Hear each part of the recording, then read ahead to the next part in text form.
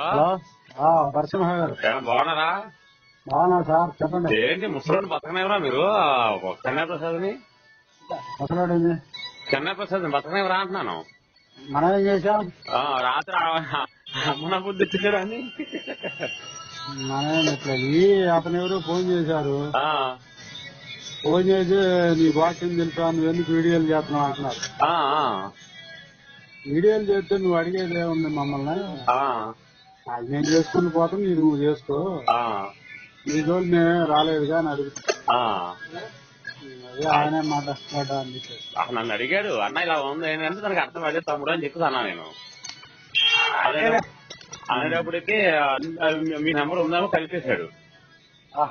కలిపి మాట్లాడినట్టున్నాడు. మరి ఏం జరిగింది నాకే తెలియదు. ఇక ఫస్ట్ ఏదో చెప్పాడు, దానికి ఎక్స్ప్లెయిన్ చేస్తే వినకుండా అంగం నోట్లో పెట్టుకోవటమే కదా అని అంటుండ. అదే అది అంగం నోట్లో పెట్టుకోవటం మరి మీరు అనుకుంటే మీకు కరెక్ట్ లేదు. అది ఏంటంటే జల్దారు వృక్షం ఎట్లా ఉండనో నా ప్రియుడు అట్లా ఉన్నాడు. అతను నేను కూర్చుంటుని క్లియర్ ఉంది అక్కడ. ఏమని ఉందండి? క్లియర్ గా ఉందండి. అతని నీడన నేను కూర్చుంటుని. అతని ఫలము నా జువేకి మధురము. జీవహం అంటే ఏంది? నాలుక. మరేంటి ఇంకేంటి? ఇప్పుడు దాని అర్థం ఏమంటారు మీరు? అది చెప్పాడుగా, పిల్లడు రాత్రి చెప్పాడు కదా, అంగం అంటే అదేనని. అట్లా కాదు, అది మీరు శారీరకంగా మార్చుకుంటున్నారు. ఇప్పుడు ఏదైనా అంతే కదా. ఇప్పుడు ఎలా నేను చెప్పానండి, చెప్పండి. ఇప్పుడు జల్దార్ వృక్షములు అంటే యాపిల్ కాయలని మీరే చెప్తున్నారు. జల్దార్ వృక్షం, అవును. యాపిల్ పళ్ళు ఎంత రమ్యంగా ఉంటాయి, ఎంత రుచిగా ఉంటాయి. అవును. అసలు అటువంటి రుచికే నా ప్రియుడు అని యేసుక్రీస్తు వారి గురించి చెప్తున్నారు. లేదు అట్లా కాదండి. అయితే యేసుక్రీస్తుకి తర్వాత ఈ సొలొమోను రాసినటువంటి దానికి సంబంధం లేదు, తెలుసా మీకు? ప్రియుడు అంటే ఒక లవర్స్ అండి, ఇద్దరు లవర్స్ కోసం రాశారు. పరమ గీతం అది. కాదండి, ప్రియుడ్ కోసం రాసుకుంటే ఇంకా అక్కడ లవర్స్ ఉన్నట్ట. అసలు పరమగీతం మొత్తం ఎక్స్ప్లెయిన్ చేయమంటారు మీరు ఒక రోజు? సరే, డిబేట్ లో డిబేట్ నేను ఏ డిబేట్కి వెళ్తాను? నాతో ఎవరు మాట్లాడతారో? నాతో మాట్లాడే సినిమా ఎక్కడ ఉంది ఎవరికన్నా? ఎవరో నన్ను లైవ్ లో తీసుకున్నా కూడా నన్ను లైవ్ లోపల కూడా తీసుకోరు. ఎందుకంటే అది భయం తప్పది. మొన్న ఇజ్రాబాబు అదేది మన చేప కడుపులో ఎలాగైతే యోహాను ఉన్నారో అలా 3 రోజులు ఉంటానన్నాడు యేసు. లేడుగా. మరి అక్కడ వేసి ఎక్కడ ఉన్నాడు అసలు? ఎక్కడ యేసు? యోనా కడుపులో 3 రోజులు ఉన్నట్టు ఉన్నారని యేసుని పోల్చారు కదా. సూచక క్రియ చూపిస్తారా అన్నాడా లేదా యేసు? యోనా చేసిన సూచక క్రియ తప్ప కాదండి, యేసు అంటే ఎవరు? యేసు అంటే ఎవరు? మేరీ కొడుకు. జోసఫ్ కొడుకు కూడా కాదు, మేరీ కొడుకు. బైబుల్ ఉందా? ఇంటికాడ ఉందండి, నాకు ఇక్కడ లేదు. సరే సరే, బైబుల్ తీసుకున్నప్పుడు మాట్లాడలేదు. ఎందుకు ఏం చెప్పాలనుకుంటున్నాడు చెప్పండి. అది మీ బైబుల్ ఉంటేనే బాగుంటదిలే, అందుకని. అవునా? సరే సరే, నేను రేపు పొద్దున్న ఇంటికి వెళ్ళాక చేస్తానండి. ఇప్పుడు సరే, మాకు బుధవారం శనివారమే మేము మాట్లాడతాం, మిగతా రోజులు పనులకు వెళ్తాం. అవునులే, చేసుకోవాలి, పనులు చేసుకోవాలి, ఇది కాదు కదా ముఖ్యం. అందుకనే బుధవారం శనివారం ఆదివారం ఈ 3 రోజులు 7 నుంచి 8 ఇప్పుడు పరమగీతం ఒకటి చదివారా మీరు? చదివాలండి, చూడాలి. నేను చెప్తాను. నోటి ముద్దులతో పెట్టుకున్నది మీరాలని ఒక ఉంది. అవును, ఆ స్టోరీలే కదా అది. అవి చెప్పొచ్చు, అది పెద్ద ఇదే ఉంది. యేసుక్రీస్తు వారి గురించి. యేసుకి ఇక ప్రియురాలికి ప్రియుడికి సంబంధం ఎక్కడ ఉందండి? మీరు వినండి, వినిపిస్తాను. వినండి, నేను చదవను, వినిపిస్తానండి. సరే, చెప్పు. సొలొమోను రాసిన పరమగీతం. ప్రియమైన యువతి తన ప్రియునితో మాట్లాడుతూ ఉంది. నీ నోటితో నాకు ముద్దులు పెడితే ఎంత బాగుండు. నీ ప్రేమ ద్రాక్షారసం కంటే ఉత్తమం. నువ్వు పూసుకునేవి ఎంతో సువాసన ఉన్న పరిమళ తైలాలు. నీ పేరు ప్రవహిస్తున్న పరిమళం. అందుకే యువతులు నిన్ను ఇష్టపడతారు. ఇప్పుడు అందులో యేసు ఎక్కడ వచ్చాడండి? ఇప్పుడు ప్రియురాలంటే ఎవరు? మనం. అదే ప్రియుడు అంటే యేసుక్రీస్తు వారు. ఎలా తీసుకొచ్చారా మళ్ళీ మీరు? పరమగీతానికి సొలొమోనుకి ప్రియురాలికి సంబంధం ఉందండి అక్కడ? రాసింది యువతి అని క్లియర్ గా రాశారు. యువతి తన ప్రియుడితో మాట్లాడుతూ ఉంది అని రాశారు అక్కడ. కరెక్టేనండి, ఉమ్. కాదట్లేదు. ఉమ్. ఇప్పుడు అంత ప్రేమ చూపించేది ఎవరు భూమి మీద చెప్పండి? సరే నాయన, మీరు ఎక్కడ తయారయ్యారు మా ప్రాణానికి. కాదు, అంత ప్రేమ ఎవరు చూపిస్తారు మీరు చెప్పండి నాకు. ఇప్పుడు సరే నేను ఎవరు చూపిస్తారో తర్వాత చెప్తానులే గాని, నీతో నన్ను తీసుకుపో, మనం పారిపోదాం. ఆ యువతి తనతో తాను మాట్లాడుకుంటూ ఉంది. రాజు తన గదుల్లోకి నన్ను తెచ్చాడు. ఆ యువతి తన ప్రియుడితో మాట్లాడుతూ ఉంది. నేను సంతోషంగా ఉన్నాను, నీ గురించి నేను ఆనందిస్తున్నాను. మరి ఇవన్నీ కూడా ఏసుతో మాట్లాడింది మాటలా? ఏమన్నా అర్థం ఉందా? అక్కడ ఏం జరుగుతుంది, సంఘటన ఏం జరుగుతుంది అక్కడ? ఎలా కవర్ చేస్తారు మీరు? కవర్ కాదండి, ఎక్కువగా భూమి మీద ప్రేమ చూపించిన వాళ్ళ గురించి ప్రేమ అంటే ప్రియుడు ప్రేమ, ప్రియురాలి ప్రేమలే ఉంటాయా? తల్లిదండ్రుల ప్రేమలు ఉండవా? తల్లిదండ్రుల ప్రేమ ఆ ప్రేమ పంచవచ్చు కదా ఇక్కడ. ఈ ప్రియుడు ప్రియురాలి ప్రేమలు ఎందుకు పంచుకోవాలి? ఇప్పుడు పవిత్ర గ్రంథంలో ఇప్పుడు వినిపించాను కదా మీకు. నేను ఇప్పుడు వినిపించాను కదా మీకు. నేను విన్నాను. మీ దగ్గర రోమపత్రిక 8 తీయండి ఒకసారి. రోమ 8 ఇది అయిపోయిందా? దానికి లింక్ అండి, పరమగతానికి లింకా?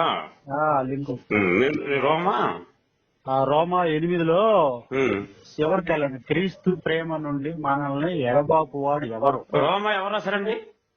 పౌలు గారు. పౌలు రాశాడు. పౌలే అబద్ధాల పోరు రాసింది ఎందుకు నమ్మాలండి? సంఘం కోసం, మీలాగే సంఘం కోసం ఎన్నో అబద్ధాలు చెప్పాడు. అబద్ధ సంఘాల కోసం. ఇప్పుడు మీరేం చెప్తున్నారంటే స్వస్థతలు జరుగుతా ఉన్నాయి, మెరికలు జరుగుతా ఉన్నాయి, యేసు కనిపించాడు అని అబద్ధాలు ఎలాగైతే చెప్పారో అలా చెప్పాడండి యేసు. మన పౌలు అనేవాడు. పౌలు అసలు నమ్మను నేను. పౌలు రాసింది అసలు శుద్ధ అబద్ధాన్ని అసలు నమ్మను. అసలు నిజం చెప్పాలంటే పౌలికి సంబంధం లేదు. పౌలు సంఘం కోసం చెప్పాడు. అవునండి, సంఘాల కోసం చెప్పి పౌలు చెప్పింది అసలు వర్తిస్తుంది.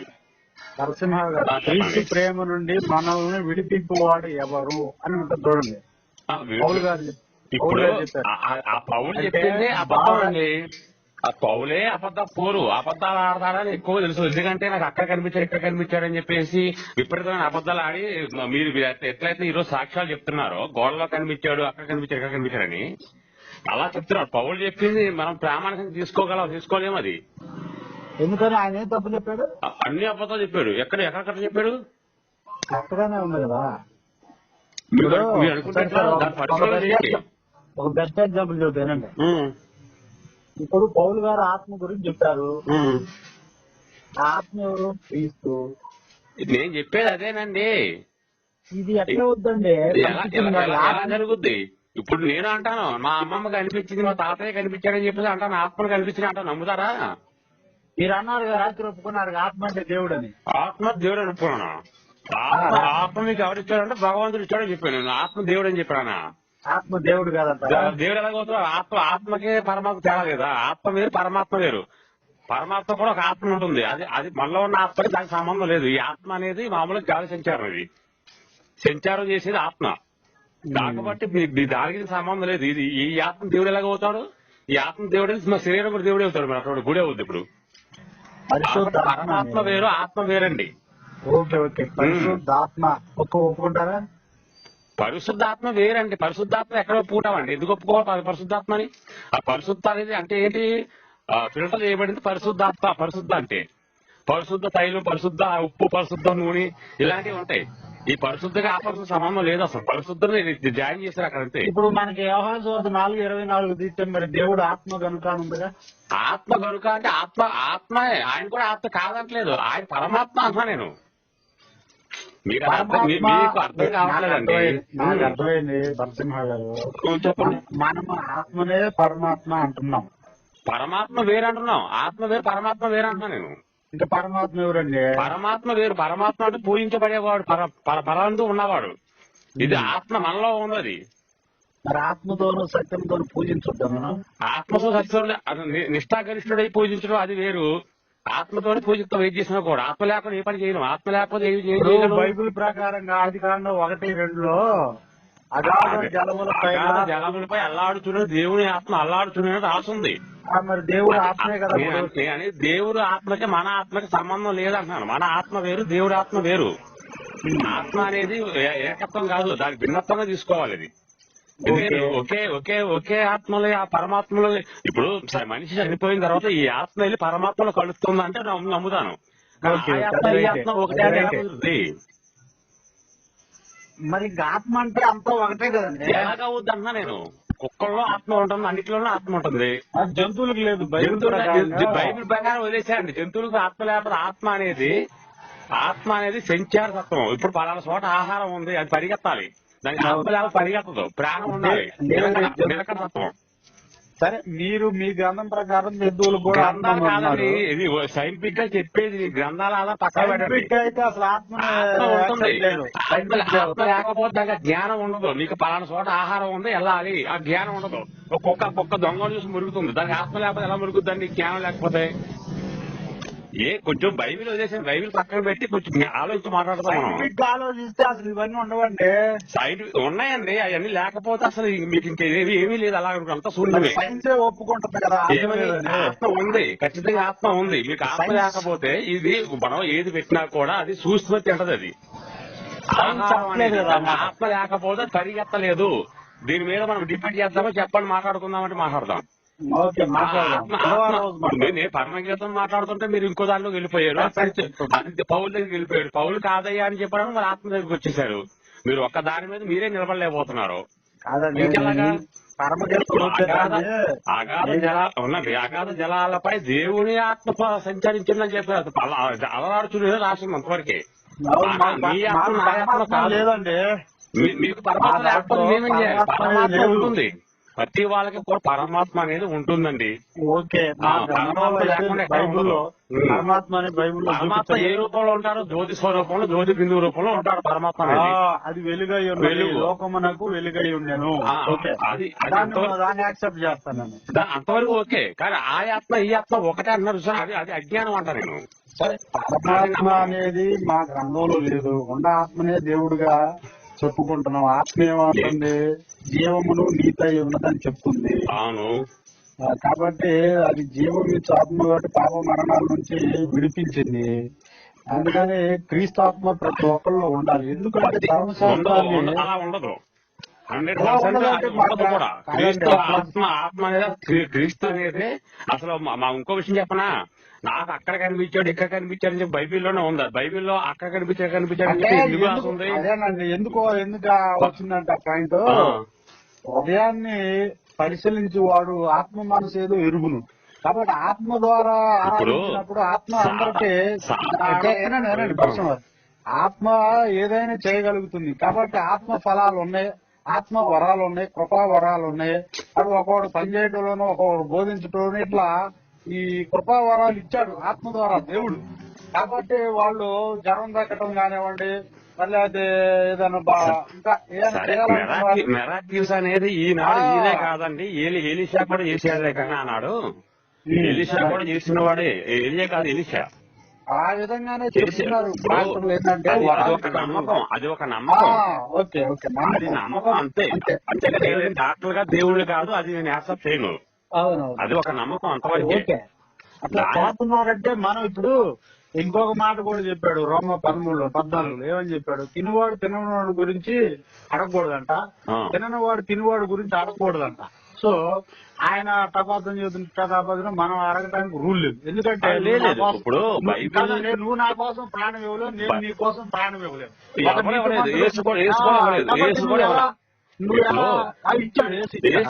ఏసు ఇచ్చింది కూడా ఆయన కోసం ఇవ్వలేదు, యెహోవా కోసం ఇచ్చాడు. యెహోవా చేసే పాపాల కోసం ఏసు ఇచ్చాడు. కానీ ఆ సంగతి మీకు దాంట్లో ఉంటది, కావాలంటే చూసుకోండి. ఏది విషయంలో ఉంటుంది, విషయం 51 చూసుకోండి కావాలంటే. మీరు ఎవరు మనుషులు చేసిన పాపాలు కాదు, మనుషుల చేత యెహోవా చేయించిన పాపాల కోసం ఒకటే కదా. ఆయన వచ్చాడు. ఎందుకంటే ఆ పాపాలు తీసుకోవడం కోసం ఎలా పోతాయని చెప్పేసి అలా వచ్చి ఇలా తీసుకున్నాడు. అంతేకాని మనుషుల కోసం కాదు, మనుషుల కోసం పొరపాటు కూడా. ఎందుకని మనుషుల చేత పని చేయడానికి జీతం రుణమే గాని దానం కాదండి. కరెక్ట్ చేయట్లేదు ఎందుకు ఇప్పుడు వినండి, ఒక మాట వినండి. ఎందుకంటే మనం పనిచేసి జీతంగా తీసుకుంటున్నాం ఈ రోజున, కానీ యేసుక్రీస్తు వారు నువ్వు నేను ఏం పని చేయకుండానే ఆయన నీ కోసం నా కోసం మృతి నుండి దానం నా చేశాడు. కోసం ఎవరు చచ్చిపోలేదండి, మీకోసం చచ్చిపోతే మీరు నమ్ముకోండి, మాకు అక్కలు మేము నమ్మట్లేదు కదా. ఇప్పుడు నా కోసం ఎవరు చచ్చిపోక్కర్లేదు. ఇప్పుడు నా వయసు 30 సంవత్సరాలు ఉన్నాయి. నువ్వు 30 సంవత్సరాలు ఇప్పుడు 2000 సంవత్సరాల తర్వాత పుట్టే సింహ కోసం నేను చచ్చిపోదని ఆయన రాసి పెట్టలేదు నాకు. అలా రాసి పెడితే కనుక నేను ఒప్పుకుంటాను. ఎవరు నిన్న కాక మొన్న పుట్టిన పెళ్ళోడు ఏం చేస్తారంటే, పెళ్ళోడు పుడతారు కదా అని చెప్పేసి తండ్రి అప్పులు చేసేసి ఆ బాబు నేను అప్పులు చేసి నీకు అప్పులు ఇచ్చేస్తాను నువ్వు కట్టేసుకో అంటే చెప్పు దగ్గర కొడతారు. కాబట్టి అవన్నీ వద్దు, వద్దు అవన్నీ పాపం అనేది ఎప్పుడైనా పాపం అనేది ఎక్కడా లేదు. అది చేసుకున్న కర్మ సిద్ధాంతాలు బట్టి ఉంటుంది. పాపాలు గీపాలు జాంతాయి. నా దగ్గర పాపాలు అని చెప్పకండి. ఇప్పుడు ఒక మనిషి జన్మతః పాపం ఉంటుందని చెప్పేసి అంటాడు. ఒకడేమో లేదు పుట్టిన తర్వాత పాపాలు వస్తాయని చెప్పేసి అంటారు. ఇవన్నీ సొల్లు కవులు కానీ ఒకడేనంటే జన్మతః పాపాలు ఉంటే, జన్మతః పాపాలు ఉంటే కనుక ఏంటి, జన్మతః పాపాలు ఉంటే కనుక ఆదాము ఎందుకు సృష్టించాడు? యెహోవా సృష్టించకూడదు అటువంటిప్పుడు. అప్పుడు సృష్టించకుండా ఉంటే మరి స్త్రీకి గర్భం నుంచి రాడు కదా, రాకూడదు కదా. మరి మగవాళ్ళు అనే పిల్లలు అనేవాళ్ళు వాళ్ళు స్త్రీ గర్భం నుంచి రాలేదు కదండి. వాళ్ళతో వాళ్ళిద్దరు కాదు అనేది. ఇప్పుడు స్త్రీని పుట్టించాడు కాబట్టి స్త్రీ గర్భం నుంచి నువ్వు ప్రసవ వేదన పడతావా అని చెప్పేసి అన్నాడు. ఆ ప్రసవ వేదన పడి పిల్లల కన్నా మన పాప జన్మతః పాపం ఉంటుందని చెప్పేసి మీరు అంటారా? ఇది జన్మతః పాపం ఉంటే భూమి విస్తారం జరగదు. అప్పుడు ఎందులో లేని సిద్ధాంతాలను తీసుకొచ్చేసి మాకు ఎందుకు ఇస్తారంటే మీరు ఎలా ఒప్పుకుంటాం అనుకుంటున్నారు? బైబిల్లో ఉండే మనం చెప్పేది, బైబిల్లో ఉన్నదే మీరు చెప్తారు, కానీ బైబిల్లో ఉన్నది తప్ప అంటున్నా నేను. ప్రతి వాడు పాపం చేయకుండా ఉంటాడు. అక్కడ దాకెందుకు వీక్ అయ్యారు, ఏసు డేట్ ఆఫ్ బర్త్ అడిగేస్తున్నారు అందరూ అని చెప్పేసి గొడ్డలు సింపేసుకుని వచ్చి ఒక వీడియో పెట్టారు. అదే వీడియోకి ఈడు పుట్టుకి తెలియదు కానీ ఏసు పుట్టకు చెప్తారని ఇంకో గొట్టం కాదని చెప్పేసి ఇంకొకరు వీడియో పెట్టారు. అక్కడ ఇద్దరితో కరెక్ట్ కాదు. అక్కడ మరి దాన్ని ఉంటాం మీ పాత్రలే కదా. మీరు నమ్ముతున్నారు లేదా? నేను నమ్మనండి, నేను నమ్ముతానండి. నా కోసం చచ్చాడు నమ్మ నేను. పుట్టలేదని చెప్పి వాళ్ళ ఊరి వాళ్ళే యూదులే ఒప్పుకోవట్లేదు. ఏసే పుట్టలేదు రా బాబు అని చెప్పి, మేరీ అనేది లేదని చెప్పి వాళ్ళు అంటుంటే మీరు ఒప్పుకుంటారా, మీరు ఒప్పుకోండి అని చెప్పి ఏదో బలవంతంగా కట్టుకుని మీ ఆలోచన ప్రకారం పుట్టారని మీరు పుట్టలేదండి. నేను పుట్టలేదని అంటున్నాను మొదటి నుంచి కూడా. అదే అన్నా, నేను అమ్మను కూడా అన్నాను. పుట్టలేదు. మనకి క్రీస్తు పూర్వం క్రీస్తు శకాలని అప్పుడు అజ్ఞానంలో కొంతమంది మన హేతువాదులు కొంతమంది పెట్టారులేండి. పెట్టిన తర్వాత అవన్నీ వచ్చినాయి. ఇప్పుడు ఈ రోజున యేసు బుర్ర కథలు, యేసు హరి కథలు ఎలా వస్తున్నాయి? అవన్నీ ఎవరు పెట్టారు? మీ బైబిల్ రాస్తుందా? మీ బైబిల్ బుర్ర కథలు రాసలేదా? మరి ఎలా పెట్టారు? అలాగే పెట్టారు ఆ రోజు కూడా. అవన్నీ నిలబడవు కదా. మరి ఇది నిలబడదు, ఇది అందుకే నిలబడలేదు కదా. క్రీస్తు పూర్వం కొట్టుపాడేశారుగా. ఇప్పుడు వినండి, కొంతమంది ఎలాగైతే దాడులు చేస్తారో ప్రతి మతాల మీద కూడా దాడులు చేసే రకంగా మా ధర్మం మీద ఎక్కువ దాడులు చేస్తున్నారు. క్రీస్తు పూర్వం అని చెప్పేసి ఐక్యరాజ్య సమితి ఎప్పుడో కొట్టుపాడు చెప్పి 2015లో కొట్టేసింది. ఎందుకు కొట్టేసింది? లేదు బాబు ఇవన్నీ డబ్బా పుష్టి మాటలు, వీళ్ళు చెప్పే అన్ని డబ్బా పుష్టి మాటలు అని చెప్పేసి. అక్కడ దాకేందుకు నేను మీకు ఒక లింక్ పెడతాను.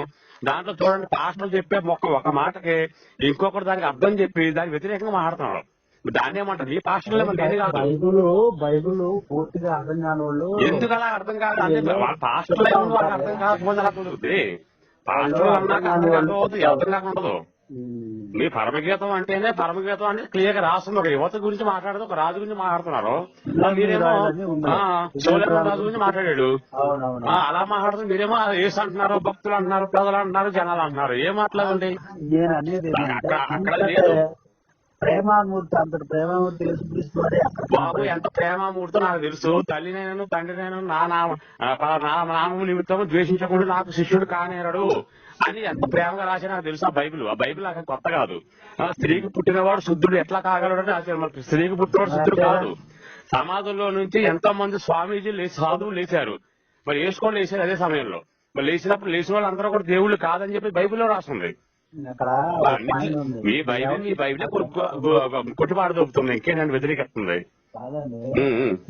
క్రీస్తు ఆత్మ నీలో నిలిచి ఎడల సావుకు లోనైన క్రీస్తుని మృతుల్లో ఉంటే ఏ ఆత్మ అయితే లేపిందో అదే ఆత్మ సావుకులైన నిన్ను నన్ను లేపుతుంది.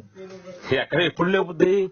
ఎప్పుడు లేపుద్ది మీ పిచ్చి మాటలు ఎందుకండి? చచ్చిన తర్వాత లేపుద్ది పొడుగో పెడతా ఈ మాటలు కాదండి. మనం బ్రతికుండగా ఏం చేస్తున్నాం అనేది ముఖ్యం. చచ్చిన తర్వాత ఎక్కడికి వెళ్తాం అనేది కాదు అక్కడ. వీళ్ళు ఆత్మ ద్వారా అడగట్లేదండి. దేని ద్వారా అడిగినా కూడా అవన్నీ కూడా ఒకటి మీరు చెప్పే పరలోకం వచ్చేస్తుందని మతం మారిపోనని చెప్పి రబ్బాబుస్ మాటలో అది ఎవరో నమ్మరు. మొన్న ఎవడో బాబు మన పంతులు అది ఒక సన్నాసి ఒకడు క్రీస్తుడు పంతుల్లాగా వేసం వేసేసుకుని పండితుల్లాగా వేసం వేసుకుని వచ్చి బైబిల్ పట్టేసుకుని వాడు ఎదోకమని చెప్పాడు. మేము పరలోకానికి వెళ్తామని చెప్పేసి ఏ ఎదవ అనడం మాకు తెలిసిన మట్టికి. ఎందుకంటే చేసిన పాప కర్మలను బట్టి వాడికి ఫలితాలు వస్తాయని చెప్పి అంటామే తప్ప నేను పరలోకానికి వెళ్ళిపోతాను రా, నేను స్వర్గానికి వెళ్ళిపోతానని ఎవడు అంటాడు. చూడండి మా వాళ్ళు ఎవరు కూడా. మరి పాపాలను ఎవరు నివృత్తి చేయాలి? పాపానికి శిక్ష ఉండాలి, నివృత్తి ఉండకూడదు. పాపం అంటే నివృత్తి ఉండాలి, తప్పు చేసిన వాడికి శిక్ష ఉండాలి. ఇంతేగాని నివృత్తి అయిపోతుంది. మా అక్కడ దాకా ఎందుకు మన పేరేంటి మాస్టర్ రాదు. మీరు 1000 మటలు చేయండి, 1,00,000 మటలు చేయండి, ఎన్ని మటలు చేసుకోండి, యేసు నమ్ముకోండి, పరలోకానికి వెళ్ళిపోతారని చెప్పి చెప్తారు. తెలుసా మీకు సంగతి? సరేనండి. మాట్లాడతారా మా భాష పిచ్చుకు మాట్లాడతారా? నరసింహ గారు చెప్పండి. ఇప్పుడు తప్పు ఒకటి చేశాడు, వాడిని శిక్షిస్తాం. శిక్ష అంటే ఏ విధంగా మీరు శిక్షిస్తారు? ఇప్పుడు దొంగతనం చేస్తున్నోడికి ఏ రకమైన శిక్ష వేస్తున్నారు పోలీసులు? ఏ కోర్టు ఏ రకమైన శిక్ష వేస్తుంది? ఆ రకమైన శిక్షలే ఉండాలి తప్ప దానివల్ల మళ్ళీ బయటకు వచ్చాక చేయడానికి గ్యారెంటీ ఉందా? వాడు చేసినా కూడా వాడు చేసిన పాపాలకు పైకి వెళ్ళిన తర్వాత శిక్షలు అనేది ఉండాలి అక్కడ. అది భయపడాలి మనిషి. ఇక్కడే వేస్తున్నాడు కదా, ఇక్కడ వేసే శరీరకమైన శిక్ష. పైకి వెళ్ళిన తర్వాత వాడు చేసిన పాప కర్మలను బట్టి నరకంలో పడ్డాడనుకోండి, వాడికి శిక్షలు అవి వేరుగా ఉండాలి. అలా ఉండాలి తప్ప మీరు ఎన్నిసార్లు శిక్షలు వేసుకుంటా దేవుని కుమారుని దేవుడే శిక్షిస్తాడా? డిపార్ట్మెంట్ అనేది ఒకటి ఉంది, ఇక్కడ న్యాయం అనేది ఒకటి ఉంది, ధర్మం అనేది ఒకటి ఉంది. అది కొట్టేద్దాం మనం. మీరు కొట్టేమని అంటలేదు, మీరు అర్థం చేసుకోండి. దయచేసి మీరు అర్థం చేసుకోండి. ఒక మనిషి కుమారుణ్ణి శిక్షించి మళ్ళీ ఇంకొక శిక్ష అనేది అది దేవుని పుత్రుడే కదా, దేవుని కుమారులు. ఈ విధంగా ఎవరండి దేవుడి కుమారులు, ఎవరండి దేవుడి పుత్రులు? నేను మాత్రం మా నాన్న పుత్రుడు, మా అమ్మ పుత్రుడు అండి. ఇక దేవుడు బొక్క బొషాడు ఏమి లేదండి. ఈ డబ్బా కవులు వద్దు నా దగ్గర. ఎవరు సరేలే కానీ ఇప్పుడు దేవుడు బిడ్డ కాదు కదా మీరు? ఏం కాదండి. మరి మీకు ఈ జ్ఞానాన్ని ఎవరిచ్చారు? నా తెలివితేటం, నా జ్ఞానం సమాధానం చూసి నేర్చుకున్నాను నేను. తల్లిదండ్రులు కుక్కకి జ్ఞానం ఎవరు ఇచ్చారు? కుక్క పిల్లలు వర్షం తడుతామంటే కుక్క పిల్లలు తీసుకెళ్లి పక్కన పడుకోబెట్టుకోవాలని జ్ఞానం ఎవరు ఇచ్చారు? దాని జ్ఞానం ఎవరికి ఉండే జ్ఞానం వాళ్ళకు ఉంటుంది. అది ఆటోమేటిక్ జ్ఞానం అనేది వస్తుంది, తల్లిదండ్రుల ద్వారా వస్తుంది కొద్దిగా అంతవరకే. అయితే మరి మనిషి అట్లా పుట్టాడు భూమి మీద? మనిషి ఎలా పుట్టాడు? ఎట్లా పుడతారు? తల్లిదండ్రుల వల్ల పుడతారు. వాళ్ళు ఎట్లా పుట్టారు? వాళ్ళ తల్లిదండ్రుల వల్ల పుడతారు. మూలం చెప్పండి. వివరంగా చెప్తున్నా కదండి. వాళ్ళ తల్లిదండ్రుల వల్ల. వాళ్ళు అసలు ఆదికి ముందు ఒకళ్ళు ఇద్దరు ఉంటారు కదండి, వాళ్ళు ఎలా పుట్టారు? మేము మనువు నుంచి వచ్చిన వాళ్ళమే తప్ప ఇప్పుడే దేవుడు లేడని చెప్పి మళ్ళీ మనువు మేము అంటే దేవుడు అనేదే దేవుడు అన్నారు. దేవుడు లేడు అనలేదండి. దేవుడు అనేది ఒక నమ్మకం, దాని మూఢనమ్మకం మీరు తీసుకెళ్ళకండి, వేస్ట్ అదే. దేవుడు లేడని అనలేదు నేను. అన్నారండి, అంటేనే నేను అన్నది. ఆత్మ గురించి మాట్లాడారు ఫస్ట్ మీరు. అది కాదు, నరకంలో వేస్తాడు దేవుడు లేడు ఏం లేడు అని అన్నారు. నేను అన్న శిక్ష ఉండాలన్నాను. నా కోసం చచ్చారని చెప్పి నేను నమ్మనంటున్నా. నేను దేవుడు లేడు అంటలేదు. దేవుడు అనేవాడు ఉండాలి. మీరు రికార్డు చేస్తారు కదా, ఒకసారి వినండి. మీరేమన్నా దేవుడి కోసం నేను మాట్లాడలేదు ఇక్కడ. నేను మీరు రికార్డు చేసి దేవుడు అనే మాట లేడని అనలేదు నేను. లేదంటేనే నేను అన్నది. మరి మనుషులను ఎవరు సృష్టించారని అడుగుతుంది. అది తెలిసి ఒక సృష్టి కాదు, మనిషి సృష్టి ఉండదండి. మనిషికి సృష్టి ఎందుకు ఉంటుందండి? మనిషికి ఉండే జన్మ ఉంటుంది కానీ మనిషి సృష్టి ఉండదండి. మనిషి సృష్టికి ఎలా ఉంటుంది? ఇప్పుడు మీకు జ్ఞానం ఎవరిచ్చారంటే నాకు నేనే ఇచ్చానని మీరు చెప్పుకుంటున్నారు. అమ్మ ద్వారా, నా తండ్రి ద్వారా, కన్నవాళ్ళ ద్వారా వస్తుంది కొద్ది జ్ఞానం. తర్వాత సమాజాన్ని చూసి కొద్ది వారికి ఎవరిచ్చారు? ఎవరు జ్ఞానం? ఇప్పుడు మీకు మాట్లాడుకున్నారు కదా, మీకు మాట ఎవరిచ్చారు? మీకు గాలి ఎవరిచ్చారు? ఇవన్నీ కాదండి, ఇవన్నీ కాదు. ఇవన్నీ సైంటిఫిక్ గా అన్ని ఉండేవే. అవన్నీ జనరల్ గా మనిషికి కావాల్సినవి అవన్నీ కూడా. కాబట్టి మగవాడు ఎలా మాట్లాడతాడు, గుడ్డుడు ఎలా చూస్తాడు అని చెప్పేదానికి నేను సమాధానం ఇస్తారు మీరు.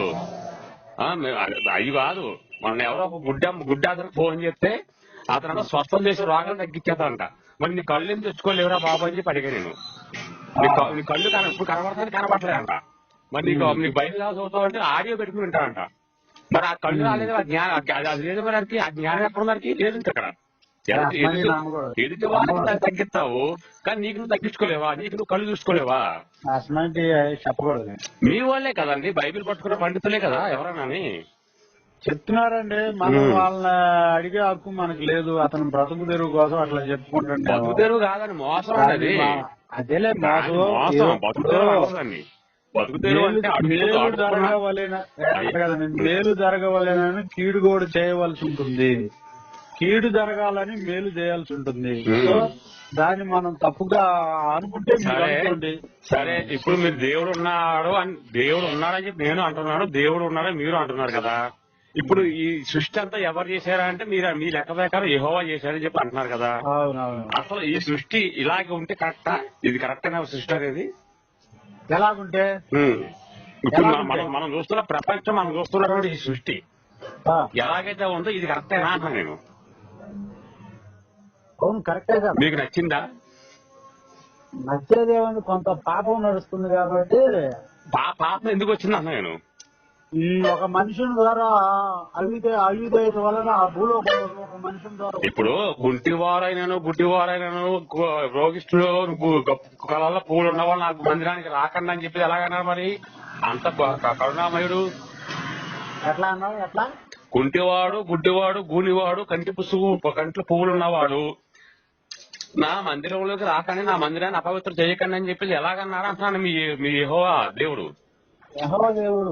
ఎలా చెప్పాడు? మీ యెహోవా దేవుడు అనేవాళ్ళు ఎలా చెప్పాడు? అందుకే కదా దాంట్లో అట్లా ఆ రోజుల్లో అట్లా జరిగింది.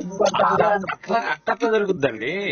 ఇప్పుడు ఒకటి చెప్తా వినండి. ఇప్పుడు ఈయన ఉన్నారు, ఉన్నాయి నా దగ్గర అన్ని ఎఫ్ఎస్ మాట్లాడతాను.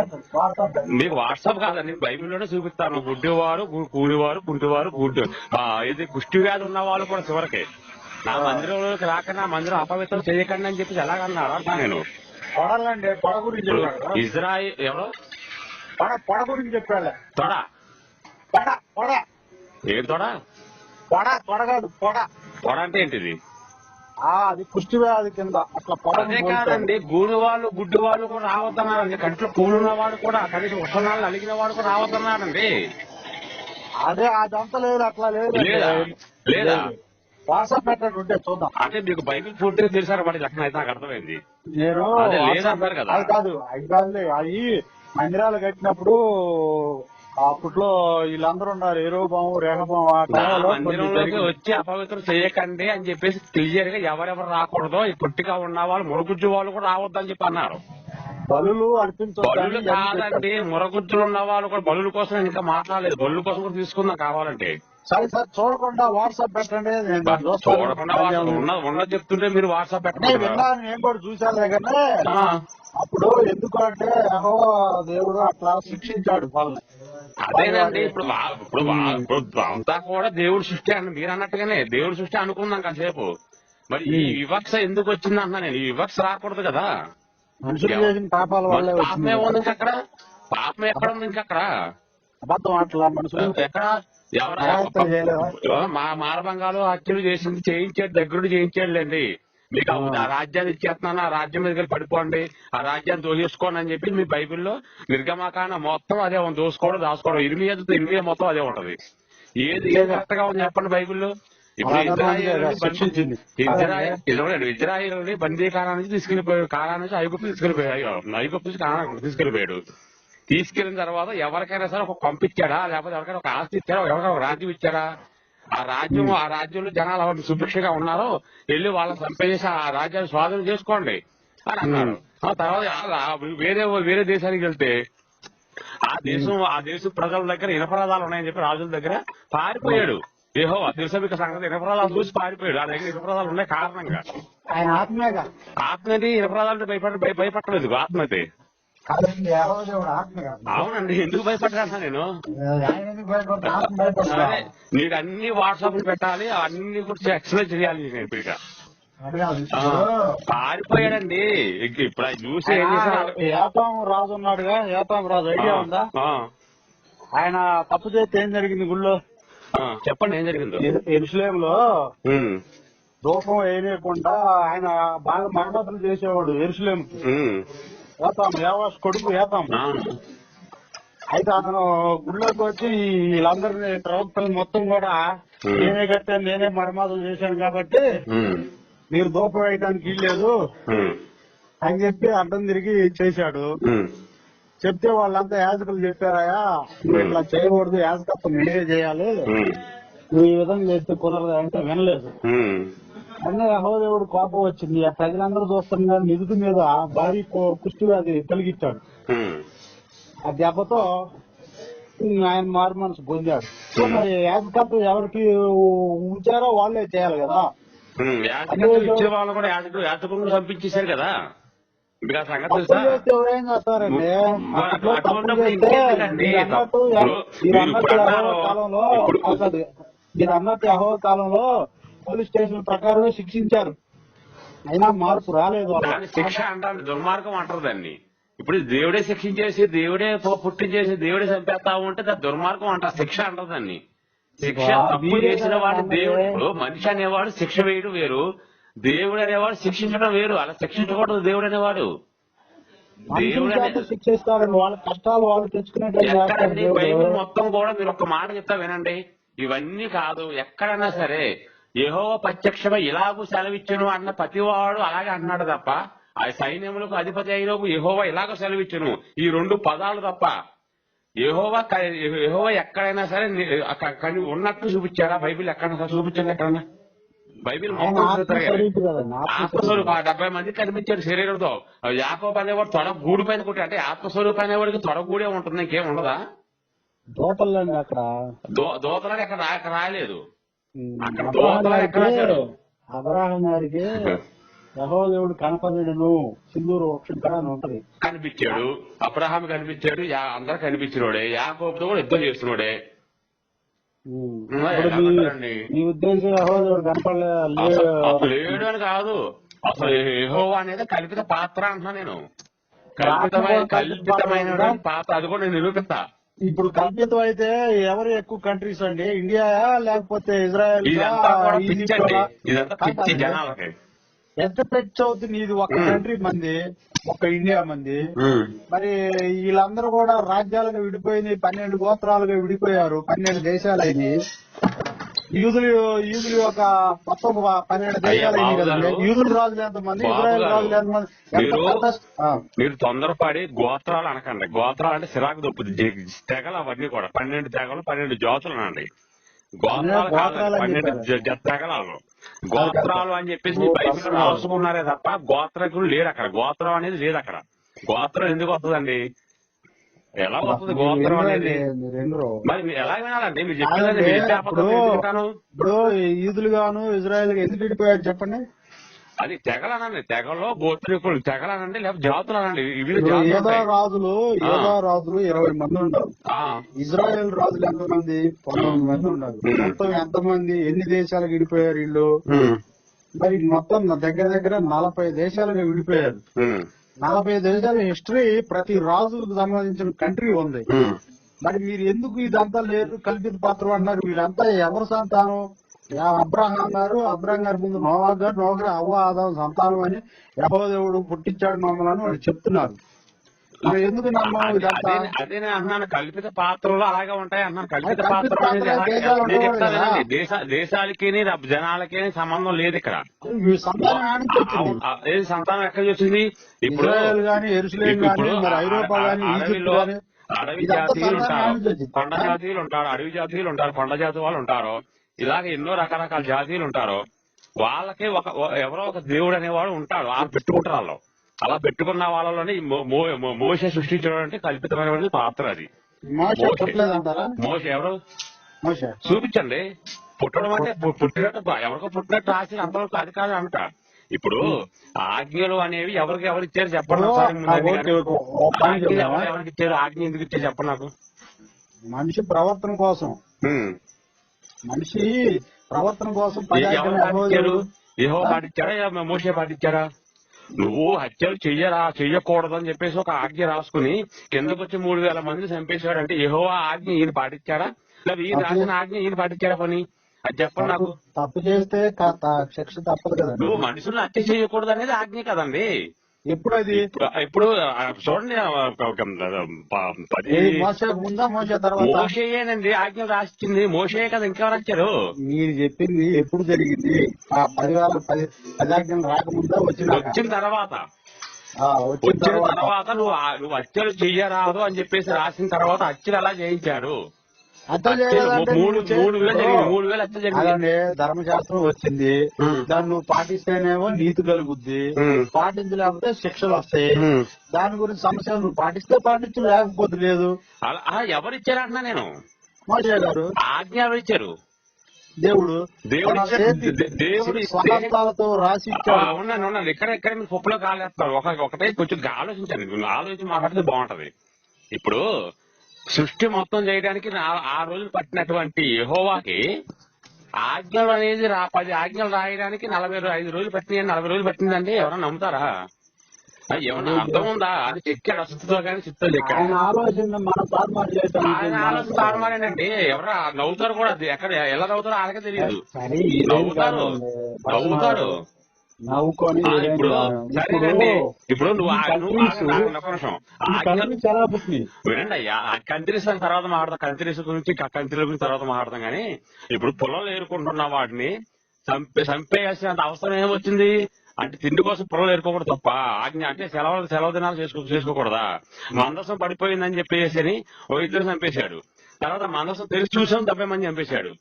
ఏంటి ఇది పాటించేది? దేవుడు అనేవాడు ఇలాగ చేస్తాడా? మందసం తెలిసి చూస్తే ఇలా జరిగిందనే ఆయన ఎన్ని చెప్పినా మారట్లేదు. మాత్రమేంటండి, ఇప్పుడు ఎవరికైనా సరే ఆతృత ఉంటుంది. ఆ సూట్ కేసులో ఏముందో చూద్దామని చెప్పేసి, మందసంలో ఏముందో చూద్దామని చెప్పేసి తీశారు. తీసినందుకు 70 మంది చచ్చిపోయారు. 70 మంది చంపేశాడు యెహోవా. పొలాలు ఏరుకునేవాడు చంపేశాడు. పొలాలు కూడా తప్పేంటి? ఒక చోట ఏదో జాతర జరుగుతా ఉంటే